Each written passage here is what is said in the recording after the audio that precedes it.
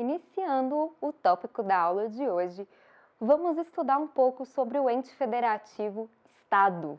Como a gente viu nas aulas anteriores, e o objetivo maior dessa nossa parte da disciplina é estudar a federação como um todo.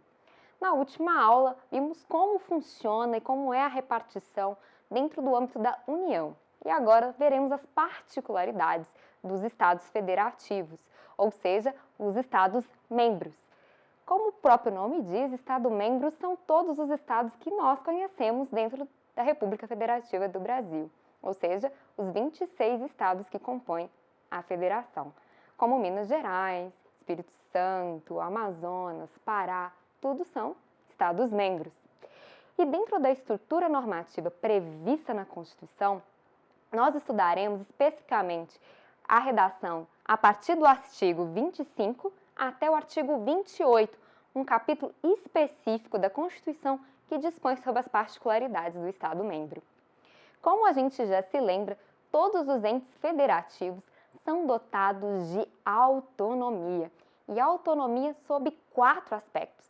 Autonomia em ponto de auto-organização, autolegislação, autogoverno e autoadministração. Então, nós centraremos nosso estudo com relação aos Estados-membros sobre esses 4 aspectos.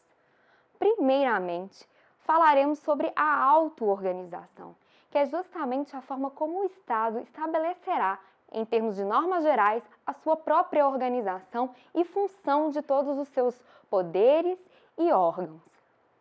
O primeiro dispositivo que trata é o artigo 25, que estabelece a possibilidade de cada Estado-membro criar sua própria Constituição estadual.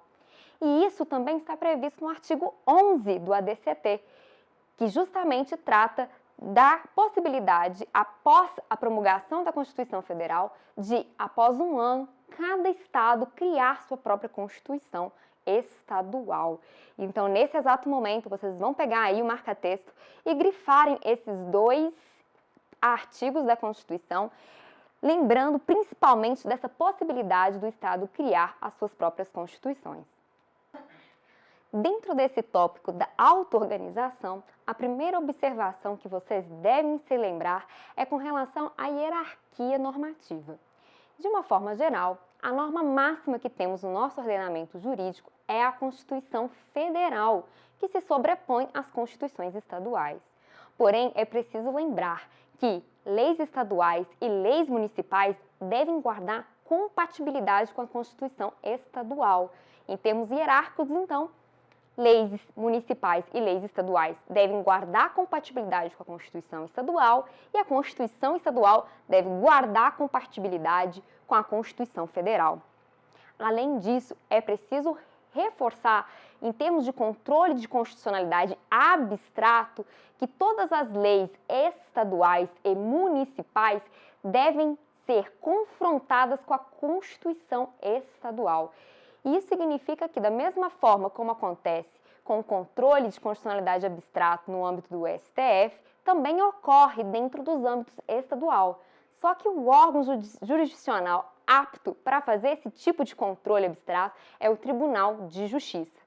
E percebam, o Tribunal de Justiça apenas analisará questões envolvendo leis estaduais e leis municipais em confronto com as disposições da Constituição estadual. Além disso, é preciso falar do princípio da simetria, porque a Constituição estadual, ela guarda compatibilidade normativa de forma simétrica com a Constituição. Isso significa dizer que os princípios constitucionais sensíveis, relativos a direitos individuais, a forma republicana, o sistema democrático, da mesma forma que está previsto na Constituição Federal, ele é reproduzido da mesma forma na Constituição estadual, não cabendo ao constituinte estadual estabelecer normas diversas ao que está previsto na Constituição Federal quanto a esses aspectos. Ou seja, efetivamente nós temos uma limitação constitucional desses temas com relação ao conteúdo, ao teor da Constituição estadual.